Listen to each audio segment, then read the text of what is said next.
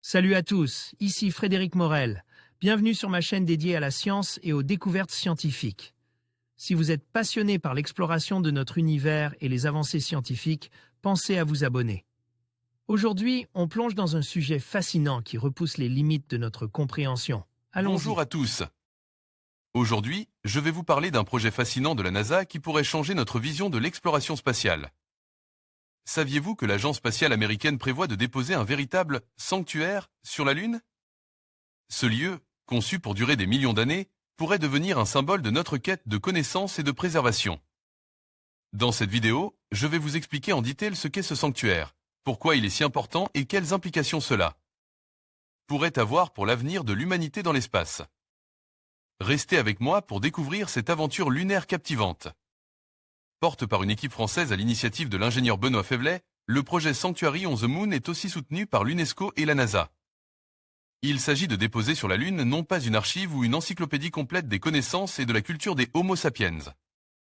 Au début du XXIe siècle, mais des extraits représentatifs conservent dans une capsule temporelle capable de traverser des millions d'années. Elle témoignera alors de qui nous étions à des archéologues du lointain futur, qu'ils soient post-humains ou même extraterrestres. Dans 2001, l'Odyssée de l'espace, Arthur Clarke imagine qu'une civilisation extraterrestre très avancée a visité la Terre il y a des millions d'années puis laisse une preuve de son existence sur la Lune sous la forme d'un monolithe noir enfoui dans le régolithe lunaire et générant une anomalie magnétique. Le monolithe est destiné à signaler que l'intelligence sur Terre a atteint le seuil permettant le voyage interplanétaire et la découverte du monolithe lui-même. De plus, la Lune est un environnement beaucoup plus stable que la Terre. Pas d'érosion, de volcans actifs ou de tremblements. Tremblements de terre, de sorte que le monolithe pouvait traverser sans encombre les millions d'années nécessaires à l'évolution. Du genre Homo sur Terre. Savez-vous d'où vient la croyance selon laquelle nous ne serions jamais allés sur la Lune? Découvrez l'histoire d'une des plus grandes théories du complot du siècle dernier, dans Science ou Fiction. Futura, nous ne savons pas si comme dans 2001 le voyage interstellaire est possible, mais s'il l'est et que l'humanité colonise quelques exotères dans la banlieue du Soleil, peut-être que des archéologues du futur, dans des milliers ou centaines de milliers d'années, ayant perdu la trace de leur monde originel et d'une partie de son histoire, finiront par revenir dans le système solaire et qu'ils y feront la découverte des disques du projet Sanctuary. Ces archéologues pourraient bien aussi être des super-IA extraterrestres cherchant à en savoir plus sur une espèce disparue, qui n'a pas su gérer les défis de son XXIe siècle, la nôtre. Il y a quelques années, dans le précédent article ci-dessous, Futura vous avait déjà parlé de ce projet Imagine et initié par l'ingénieur français Benoît Fevlet et qui vient d'être lancé officiellement ce 21 mars 2024 à l'UNESCO. Dans le cadre du programme Artemis, la NASA devrait déposer à l'horizon 2027 une capsule temporelle sur la Lune. Benoît Fevlet, fondateur du projet Sanctuary, inspecte les premiers disques graves au CEA Leti, Grenoble. Vincent Thomas une salutation cosmique en saphir. Il ne s'agit pas d'une machine à voyager dans le temps au sens de la science-fiction, mais de l'analogue moderne de la capsule temporelle. De la Westinghouse Electric Andan, Manufacturing Company dont le but était de présenter un instantané de l'époque en 1939, en s'appuyant sur les dernières technologies. C'était un témoignage et un message pour les générations futures en Terre à 15 mètres de profondeur dans une capsule spéciale mesurant 2,3 mètres de longueur et 22 cm de diamètre capable de protéger son contenu pendant 5000 ans.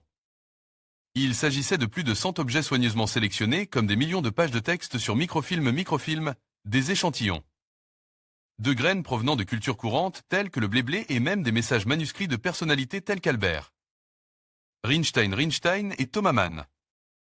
Dans le cas du projet Sanctuary on the Moon, il est prévu de graver 24 disques de saphir de telle sorte que, comme l'explique dans un communiqué de presse Benoît Fevlet, Sanctuary constitue une salutation cosmique à nos descendants ou peut-être même à des visiteurs venus d'ailleurs. Il s'agira d'un portrait bigard de notre espèce grave en micropixels, jusqu'à 7 milliards par disque. La plupart des documents ne sont pas simplement présentes. Ils sont racontés par le biais de textes, d'images, de diagrammes et de représentations de données. Des exemples importants en astrophysique, physique des particules, astronomie et sciences planétaires sont ainsi fournis. Une présentation complémentaire du projet Sanctuary. Grappevin Prodé, Sanctuary une équipe pluridisciplinaire dans les pas de Carl Sagan. Pour atteindre ce but avec Sanctuary, une équipe pluridisciplinaire de 11 scientifiques a été constituée. Elle compte des ingénieurs, astrophysiciens et cosmologistes comme Roland Lehoucq et Jean-Philippe Uzan, des paléontologues comme Jean-Sébastien Steyer, mais aussi des artistes de renom et le soutien d'organisations telles que le CNES, le CEA, l'Institut national de recherche en informatique et automatique, le BCGSC. Et l'UNESCO, comme le précise toujours le contenu du communiqué de presse que nous reprenons en partie. Michael Benson, auteur notamment de l'ouvrage Space Odyssey, Stanley Kubrick, Arthur C. Clarke and the Making of a Masterpiece, historien et membre de l'équipe, y précise que la trajectoire de Sanctuary s'inscrit dans l'espace, mais aussi, et c'est tout aussi important, dans le temps cosmique profond. La Lune est l'endroit idéal pour conserver une telle capsule grâce à sa surface ancienne, résistante aux inondations. Tremblements de terre, tsunamis et ouragans les disques, dont certains sont encore en conception en ce qui concerne le choix des informations témoignant de qui nous sommes, de ce que nous savons et de ce que nous faisons selon la formule du communiqué. Ne sont pas sans faire penser au célèbre disque d'or de Voyager, ou Voyager Golden Record, de Carl Sagan qui lui aussi contient des informations illustrant l'essence de la culture, de l'art et de la science. Disque espace, bleu, vue globale. Les 3,4 milliards de pixels du disque de saphir permettent un énorme niveau de zoom. Sur ce disque, différentes connaissances sur l'espace, l'astrophysique, la physique des particules ont été assemblées. Les disques sont en saphir industriel et chacun d'eux mesure 100 mm de diamètre pour 1 mm d'épaisseur. Chaque disque est une combinaison de deux disques de 0,5 mm d'épaisseur. L'un est rempli d'une fine couche de nitrure de titane pour être ensuite finement grave au laser. Le saphir étant l'un des matériaux les plus durs que nous connaissons, il peut également facilement résister aux températures extrêmes sur la surface lunaire sans subir d'altération. L'information microgravée de façon analogique devrait donc être parfaitement exploitable et conservée pendant des millions d'années. Sanctuary, on the Moon les premiers, je nomme note, il y a toutefois au moins une différence notable. Le projet implique l'enregistrement du génome complet d'un homme et d'une femme qui ont été choisis à l'issue d'un processus de sélection en double aveugle. Le séquençage de ce génome a déjà été réalisé par le British Columbia Genome Science Centre à Vancouver au Canada. On peut se demander si une civilisation TT future pourrait en tirer des clones. Ou si nos descendants plus évolués en feraient de même pour faire revivre l'espèce Homo sapiens, comme nous envisageons de le faire aujourd'hui avec les mammouths. Une deuxième différence, c'est que comme les disques sont destinés à nos descendants en premier lieu, toutes les informations, les images, les graphiques, etc. ne sont pas codes mais représentés directement par des microgravures que l'on peut voir à l'œil nu ou à la loupe directement. De sorte que leur lisibilité ne dépendra pas de la technologie disponible pour des archéologues terriens du futur. Comme l'explique Benoît Fevlet, le projet Sanctuary est un message à très long terme. Nous souhaitons que les futurs explorateurs remontent le temps et nous rejoignent dans notre exploration de nous-mêmes, de notre monde et de notre époque. Et à cet égard, il n'est pas sans rappeler l'esprit qui anime la LNF, Long Now Foundation, à l'origine notamment de L'Horloge du Long Maintenant. Quelques-uns des disques sont déjà consultables sur le site du projet Sanctuary. On peut voir différentes thématiques, l'espace, la vie, l'eau, la matière et le génome des deux genoménautes. Une interview de Jim Green, l'ancien chef scientifique de la NASA qui donne son feu vert au projet Sanctuary en lui réservant 1,4 kg sur une mission Artemis avec Michael Benson. Grapevine Prodé, Sanctuary Projet Sanctuary, une expédition privée sur la Lune pour les 50 ans d'Apollo 11. Article de Rémi Decour, publié le 13 avril 2018 en juillet 2019, tous les passionnés des astronautiques fêteront les 50 ans des Apollo 11. Mais sans retour humain sur la Lune. La NASA en effet abandonne le projet d'un vol orbital habite. Pas d'hommes donc, mais des robots. Un atterrisseur et le rover lunaire d'Audi seront envoyés sur le site d'Apollo 17. Par le projet Sanctuary, qui profitera de l'occasion pour laisser une trace de l'humanité sur la Lune en y déposant 17 disques graves. Apollo 17, la dernière mission du programme Apollo de la NASA, décembre 1972. NASA 50 ans après les premiers pas de l'homme sur la Lune, le projet Sanctuary porte par 8 membres, dont 2 chercheurs. Du CEA-IRFU a pour but de laisser les souvenirs de notre civilisation à d'éventuels explorateurs du futur. Pour cela, une mission privée décollera en 2019 et ira se poser non pas sur le site d'alunissage d'Apollo 11 mais sur celui d'Apollo 17, dans la région de Toru-Litrao. Elle sera lancée, peut-être par le Falcon 9 de SpaceX, depuis Cap Canaveral, d'où les astronautes d'Apollo. 11 s'envolèrent pour la mer de la Tranquillité en juillet 1969. Essentiellement financée par Audi et Vodafone, cette mission se compose de l'atterrisseur Alinéa et du rover Audi Lunar 4O.